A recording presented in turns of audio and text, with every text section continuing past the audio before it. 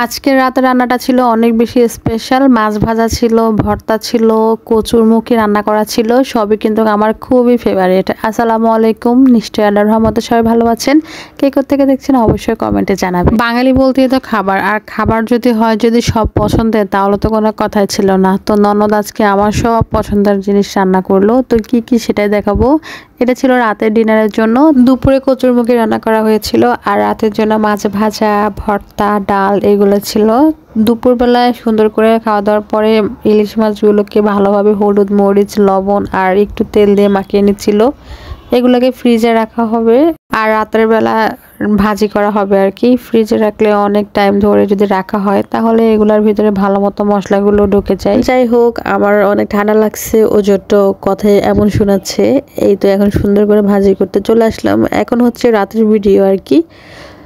তো সরিষার তেল দিয়ে ভাজি তো অবশ্যই করতে হবে, যেহেতু ইলিশ মাছ যদি ভালো স্বাদ পাওয়া যায় তাহলে কিন্তু সবসময় সরিষার তেল দিয়ে ভাজি করার চেষ্টা করবে। ননদ মাছ ভাজি করতেছে, আবার ওই পাশে দিয়ে দেখেন ভর্তার জন্য যা যা লাগে প্রত্যেকটা জিনিস কিন্তু ভাজি করে নিচ্ছে আর কি। তো এখানে আজকে ধনিয়া পাতার ভর্তা হবে, বেশি করে রসুন, পেঁয়াজ আর কাঁচামরিচ দিয়ে।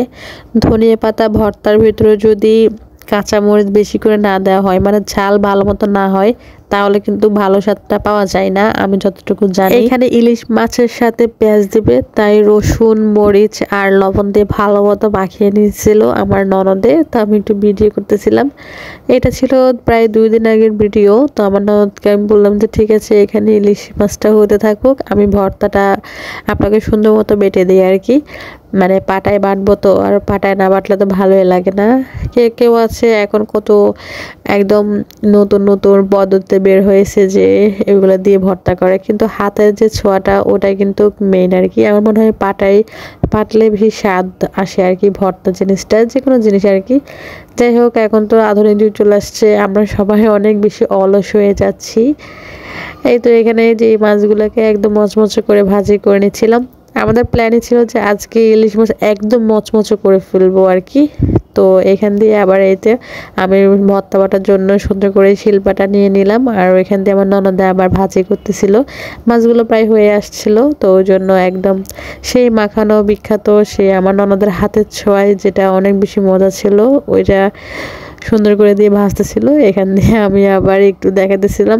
আমরা অনেক বেশি হাসতেছিলাম যে আমরা এত কষ্ট করতেছি ভিডিও বানানোর জন্য। একবার ইলিশ মাছের কাছে নিচ্ছিলাম ফোনটা, আর একবার পাটায়, মানে আমি যে ভর্তাটা করতেছিলাম ওইখানে নিচ্ছিলাম। ফাইনালি প্রত্যেকটা জিনিস হয়ে গেছে। এই যে দুপুরে রান্না করার তরকারিটা কিন্তু অনেক ভালো ছিল, তো রাতের জন্য একটু ছিল, সেটা একটু দেখিয়ে দিলাম। আর ভর্তা আর এই যে ইলিশ মাছ ভাজা, সাথে সেই বিখ্যাত মজার পেঁয়াজটা তো আছে।